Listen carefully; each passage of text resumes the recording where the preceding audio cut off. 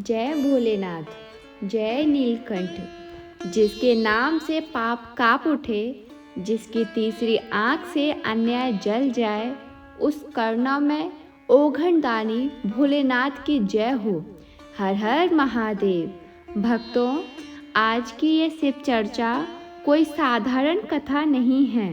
यह उस बहू की कहानी है जिसने जहर भी पी लिया, और उस सास की जिसने मन में ममता नहीं, सिर्फ नफरत थी। ये कथा है सहनशीलता, षड्यंत्र और अंत में शिव के भयानक न्याय की। कथा को अंत तक सुनना, क्योंकि आज भोलेनाथ स्वयं सिखाने आए हैं कि पाप कितना भी गहरा हो, शिव की दृष्टि से छुप नहीं सकता। एक छोटे से गांव में एक साधारण सी बहू रहती थी। ना ज़्यादा सुंदरता का घमंड, ना ऊंची आवाज़, बस सिर ढका हुआ, आंखों में धैर्य और होठों पे शिव का नाम। विवाह के बाद जब वह ससुराल आई तो उसे क्या पता था कि ये घर नहीं, उसकी परीक्षा की भूमि बनने वाली है। उसकी सास गांव में बड़ी औरत मानी जाती थी। धन था, जमीन थी, मान था, लेकिन जिस चीज़ की सबसे ज़्यादा कमी थी वह थी करुणा। उसे यह बहू शुरू से पसंद नहीं थी। कभी कहती दहेज कम लाई, कभी कहती मेरे बेटे के लायक नहीं। बहू हर बात चुपचाप सहती। सुबह सबसे पहले उठकर चूल्हा जलाती, शिवलिंग पर जल चढ़ाती और कहती, हे भोलेनाथ, मुझे ताकत देना। उसकी चुप्पी सास को और भी चुभती थी। उसे लगता ये जानबूझकर चुप रहती है, जैसे उसके घमंड को आईना दिखा रही हो। दिन बीतते गए, ताने जहर बनते गए और सास के मन में एक भयानक विचार जन्म लेने लगा। अगर ये बहू ही ना रहे तो मेरा बेटा फिर मेरी मुट्ठी में आ जाएगा। एक दिन सास ने रसोई में अकेले बैठकर अपने मन का जहर घोला। उसने चूहे मारने की दवा निकाली और बोली, जिसने मेरे घर की शांति छीनी है, आज वही इस घर से जाएगी। उस दिन बहू ने उपवास रखा था। सावन का सोमवार था। वह शिव के नाम पर व्रत कर रही थी। सास ने उसी अवसर को चुना, दूध में जहर मिलाया और बहू से बोली, ले, शिव का प्रसाद समझकर पी ले। बहू ने बिना सवाल किए कटोरा उठाया, आंख बंद की और मन ही मन कहा, भोलेनाथ, सब आपको समर्पित है। और उसने वह जहर पी लिया। जहर पीते ही कुछ समय तक बहू शांत बैठी रही। उसे लगा शायद व्रत की थकान है, लेकिन थोड़ी ही देर में उसका शरीर कांपने लगा। हाथ पांव ठंडे पड़ने लगे और आंखों के आगे अंधेरा छाने लगा। उसने जमीन का सहारा लिया और बैठते हुए बस इतना ही कह पाई, हे भोलेनाथ, मेरी लाज अब आपके हाथ है। उसकी सांसें तेज हो गईं, मुंह से झाग निकलने लगा।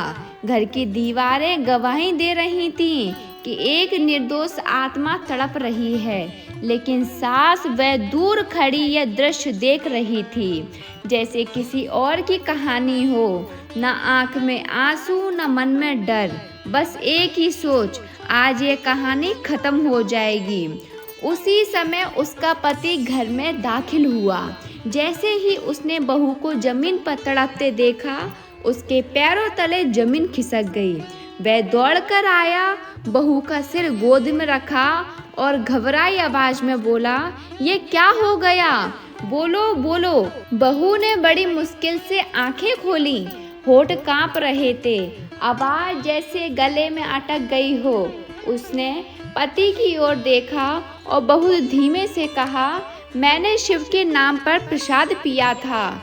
इतना कहते ही उसकी आंखें बंद हो गईं। पति की चीख निकल पड़ी।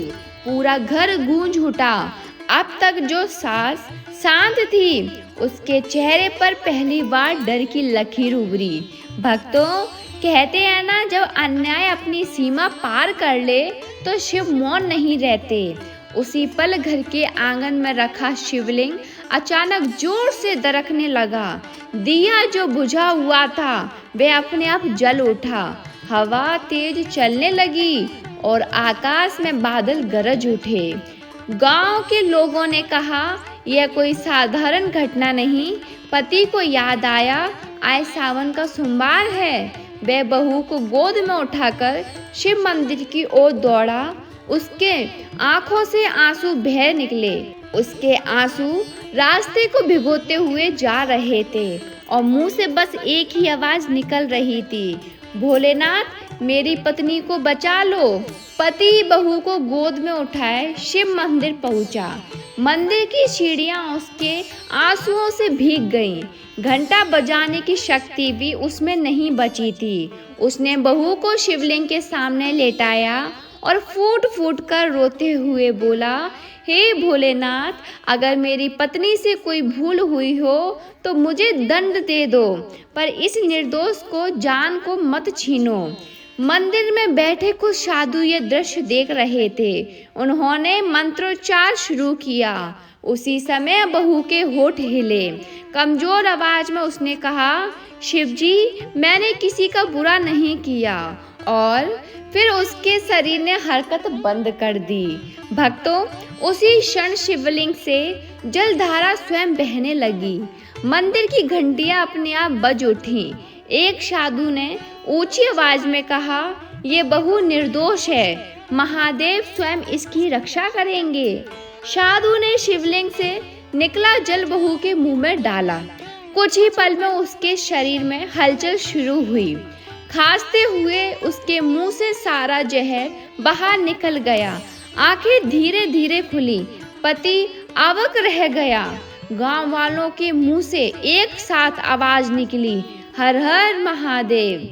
इधर घर पर बैठी सास का मन बेचैन हो उठा। उसका शरीर कांपने लगा।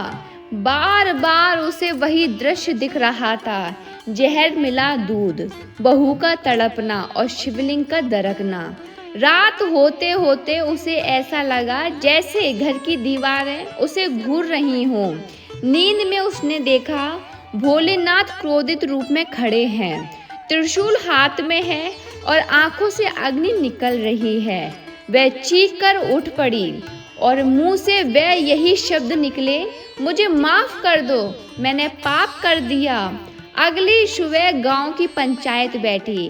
बहू ने सबके सामने कांपती आवाज में सच्चाई बता दी, दूध, व्रत और जहर। सास की आंखें झुक गईं। अब कोई बहाना नहीं था। उसी पल जमीन जोर से कांपी।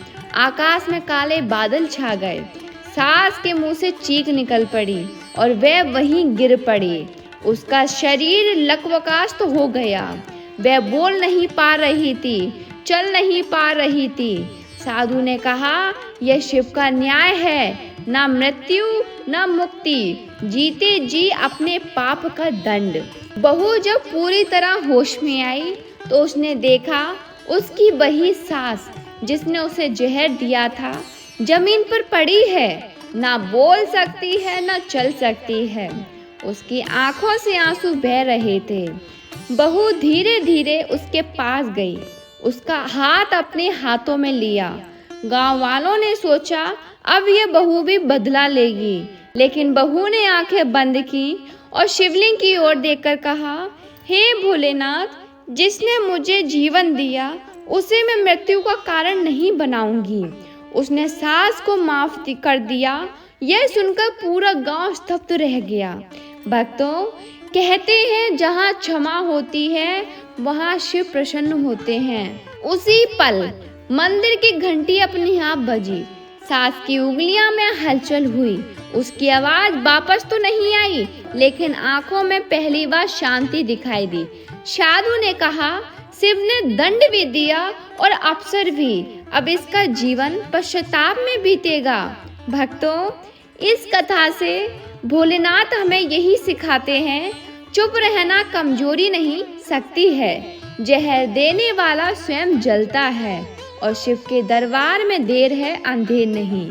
जो बहू सहनशील रही उसे जीवन मिला। जिस सास ने षड्यंत्र रचा वह जीवित रहते ही अपने कर्मों का फल पा गई।